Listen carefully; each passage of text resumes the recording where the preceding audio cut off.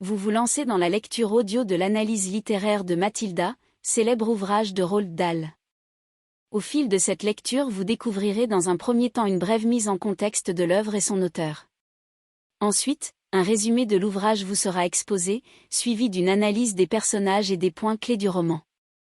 Une fois ces différents points abordés, il ne nous restera plus qu'à conclure cette écoute par quelques questions qui pourront alimenter encore davantage votre réflexion.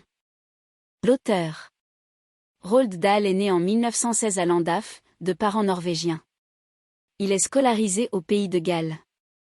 Durant la Seconde Guerre mondiale, il est envoyé aux États-Unis pour convaincre les Américains de s'engager dans le conflit.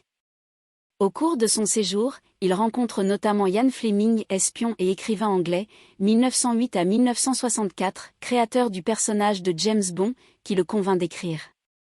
C'est en devenant père que Roald Dahl, qui a déjà commencé à publier quelques nouvelles, se met à écrire des histoires pour les enfants. Il écrit notamment Charlie et la chocolaterie en 1964. En 1983, il obtient le prix World Fantasy dans la catégorie « Grand Maître » et le Whitbread du meilleur roman jeunesse avec Sacrée Sorcière. À la fin de sa vie, il écrit un autre livre pour enfants, Mathilda, en 1988. Roald Dahl est aujourd'hui considéré comme l'un des auteurs de littérature jeunesse les plus appréciés dans le monde. L'œuvre. Paru en 1988, le roman pour enfants Mathilda met en scène une curieuse fillette anglaise, surdouée, mais rejetée par des parents stupides et vulgaires, dont elle se venge à l'occasion. Mathilda possède de plus des pouvoirs de télékinésie, qu'elle met au service de son institutrice, la douce mademoiselle Candy, aux prises avec la redoutable directrice de l'école, mademoiselle Legourdin, sa tante, qui l'a spoliée de son héritage. Le récit dévoile le cadre de vie de Mathilda, entre le foyer familial, où règne la télévision, et l'école, où la terrifiante mademoiselle Legourdin impose une discipline de fer. Résumé. Une jeune fille malicieuse. Mathilda Verdebois, une fillette anglaise âgée de 4 ans, est rejetée par ses parents, qui la considèrent comme « une croûte sur une plaie, pétraise ». D'une très grande intelligence, elle a appris seule à lire et se rend chaque jour à la bibliothèque, à l'insu de sa famille. La bibliothécaire, médusée de l'avoir dévoré d'impressionnants ouvrages, lui propose d'emprunter des livres. Seul l'après-midi, la fillette navigue sur d'antiques voiliers avec Joseph Conrad, écrivain anglais, 1857 à 1924, explore l'Afrique avec Ernest Hemingway, écrivain américain, 1899 à 1961, et l'Inde avec Rudyard Kipling, écrivain anglais, 1865 à 1936, p24.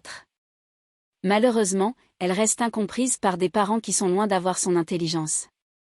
Le soir, elle se fait rabrouer lorsqu'elle leur demande la permission de se retirer dans sa chambre pour lire, occupation qu'ils dédaignent, préférant la télévision. Mathilda déplore leurs bêtises et leur vulgarité. Un soir, Monsieur Verdebois, exaspéré de voir sa fille occupée à lire, déchire son livre. Pour se venger, elle emprunte le perroquet de son ami Fred et le cache dans la cheminée. Lorsque celui-ci répète la seule phrase qu'il connaît, « Numérotez vos abattis ». P51, la famille, épouvantée, croit avoir affaire à des voleurs. Mathilda les fait fuir de la maison en affirmant que c'est un fantôme et qu'elle l'a déjà entendu à plusieurs reprises. Le père de Mathilda, vendeur de voitures d'occasion qu'il vole, se vante devant la fillette et son frère Mike de la manière dont il trafique les véhicules qu'il vend, notamment en réduisant leur kilométrage. La jeune fille est horrifiée par sa malhonnêteté et elle décide de lui jouer un mauvais tour. Le lendemain matin, elle enduit son chapeau d'une colle puissante, ce qui oblige son père à le garder jusqu'à ce que sa femme le lui découpe, arrachant au passage quelques mèches de cheveux. Monsieur Verdebois a désormais une allure de moine, qui le rend ridicule. Mathilda est ravie. Un soir, le père demande à son fils, dont il veut faire plus tard son associé, de noter les bénéfices de la journée.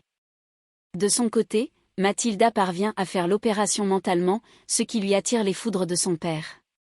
Pour se venger, la fillette mélange sa lotion capillaire avec la teinture blond platine de sa mère. Le lendemain matin, celle-ci pousse un hurlement lorsque son mari arrive pour le petit déjeuner. Ses cheveux noirs de jais ont la couleur du vieil argent jauni. Mathilda insinue qu'il s'est sûrement trompé de flacon. Monsieur Verdebois décide de se faire reteindre les cheveux du moins s'il ne les perd pas tous, car le produit, utilisé à l'état pur, est extrêmement fort. L'école. Mathilda Nous espérons que vous avez apprécié cet aperçu. Pour continuer à écouter ce livre audio sur Google Play Livres, utilisez le lien dans la description de la vidéo.